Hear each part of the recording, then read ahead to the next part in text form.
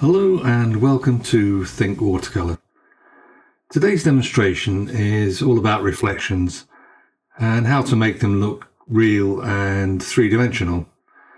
I'm going to paint some woodland on the far bank of a lake, and this is an imagined scene, so I'm going to paint very loosely.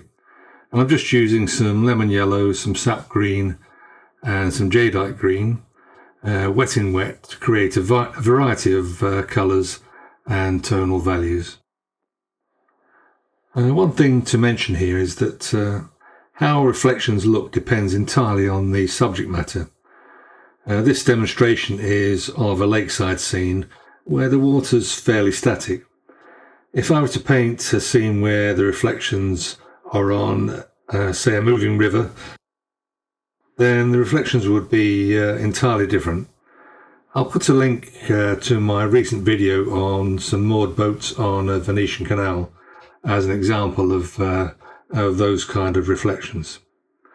With this scene, any ripples on the water are created by the breeze blowing across the lake.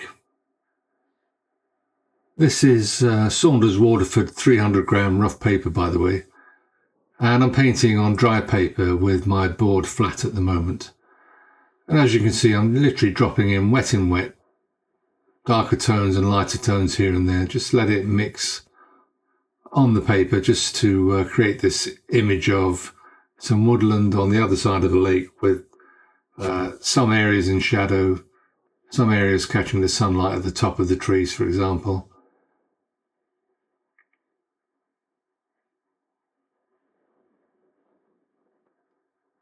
As I said before, it's a very loose painting, and just dropping in a little bit more of the lemon yellow just to add some lighter tones. Okay, I've let that dry, and I'm now wetting the paper at the bottom of the page with a flat brush, and while it's wet, just dropping in same colours and trying to replicate the image above in mirror form. And I've got the board angled slightly now so that I can make use of gravity, dragging the pigment down so that it blends into the wet paper. I'm not slavishly trying to copy what I've already painted, just indicate tonal values and colours in more or less the right places.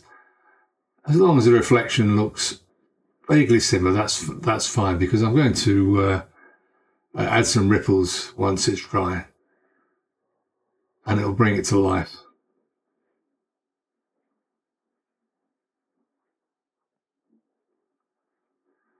As long as the paper's wet, I can add more pigment until I get the reflection more or less how I want it. I'm just going to use a flat brush to indicate the bank of the lake, the base of the trees, using a little bit of burnt sienna mixed in with some jadeite green. And once I've done that, I'm going to let the paper dry before continuing, so that I can do the ripples, but it needs to be perfectly dry, so I'm going to leave it for quite a long time. Okay, I've left the painting to dry for a couple of hours, so it's completely dry now.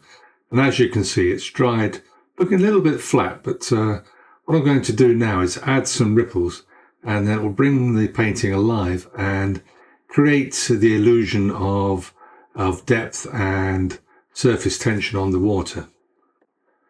Okay, so I'm using a flat brush. What I'm doing is I'm wetting the brush and then dabbing the water off with a paper towel so that the brush is just dabbed, and then scrubbing horizontally and then lifting off with the paper towel. So it creates this illusion of ripples created by the breeze blowing over the lake. The trick here is not to go over the top. And while the brush has got the paint that you lifted off the page on it, you can use that to paint some slightly darker ripples in the foreground.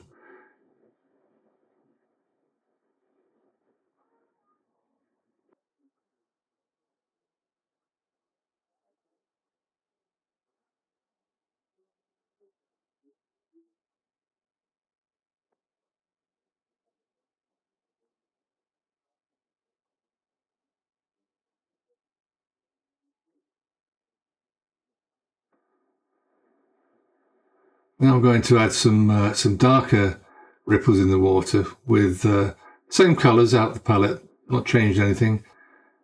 Just dabbing them off a little bit too strong, but here I'm using some white gouache to create some highlights on the water. Just dampening that down a little bit because it's quite bright and I don't want it too bright. You can get the same effect using a craft knife or a scalpel to scratch out the surface of the paper. I prefer not to do that. Lots of artists use that technique. Here I'm just adding a few more dark streaks in the water just to create the illusion of some darker ripples. I found a few little splatters on the page, so I've turned them into some birds and not forgetting to reflect them in the surface of the lake as well. And I think I'm pretty much done.